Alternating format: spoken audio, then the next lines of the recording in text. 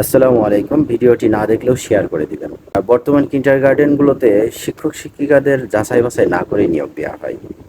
দেখুন তার একটু নমুনা আমি দেখাই। একটু প্লিজ ভিডিওটা শেয়ার করবেন। ছোট্ট একটা ভাগ অঙ্ক সঠিক হওয়ার পরেও কেটে দিয়েছে, শুধু কাটেইনি, অঙ্কটিতে 0 নম্বর দিয়েছে। কেমন মন মানসিকতার টিচার হলে তৃতীয় শ্রেণীর একজন মেধাবী ছাত্রীর সাথে এমন করতে পারে, চিন্তা করতে পারেন? আমি এই সমাধানটি বাংলাদেশের সেরাদের মধ্যে অন্যতম 46তম বিসিএস গণিত শিক্ষক রিয়াজ ইজি ম্যাথ ফাউন্ডেশনের পরিচালক রিয়াজ স্যারের কাছে পাঠিয়েছিলাম। তার সাথে যেভাবে কথা হয়েছে আমি অবস্থা তুলে ধরছি স্ক্রিনশটের মাধ্যমে। 90টি কমলা আছে।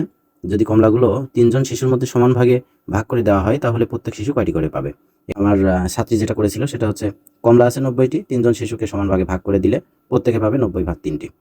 সমান সমান 30টি, নির্ণয় উত্তর 30টি। এই অঙ্কটি সম্পূর্ণ ভুল, 0 পেয়েছে। উনার কথা অনুযায়ী দ্বিতীয় সমাধান যেটি এটি করতে হবে। ৩ জনে পাই 90টি, অতএব ১ জনে পাই এতটি, এভাবে উত্তর করতে হবে।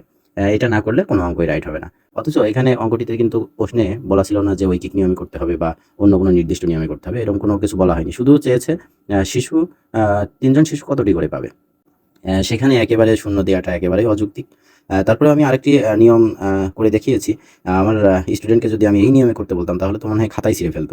রাশি ধরে করার যে নিয়মটা রয়েছে, ধরি প্রত্যেকে পাবে কটি? প্রশ্ন মতে ৩ ক = ৯০টি।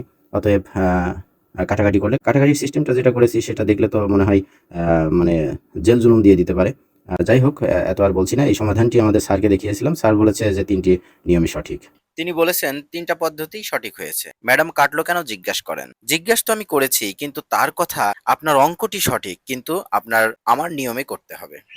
আমার কথা নির্দিষ্ট নিয়মে যদি করতে হয় তাহলে প্রশ্নে উল্লেখ থাকতে হবে, ঐকিক নিয়ম বা বীজগণিতিক রাশি ধরে করো ইত্যাদি। এমন তো কোনো নির্দেশনা ছিল না, শুধু প্রত্যেকে কতটি করে পাবে সেটা চেয়েছে। কেন তাহলে 0 দিলেন? কিছু নাম্বারও কি পেতো না? আমার দৃষ্টিতে সে পুরো নাম্বারই পাবে। যাই হোক, কিন্ডারগার্টেনের কর্তৃপক্ষগুলো একটু সতর্ক থাকুন। পুঁথিগত বিদ্যার পাশাপাশি ছাত্রছাত্রীদের আইকিউ নিয়ে কাজ করুন। প্রতিযোগিতায় টিকে থাকুন। ধন্যবাদ।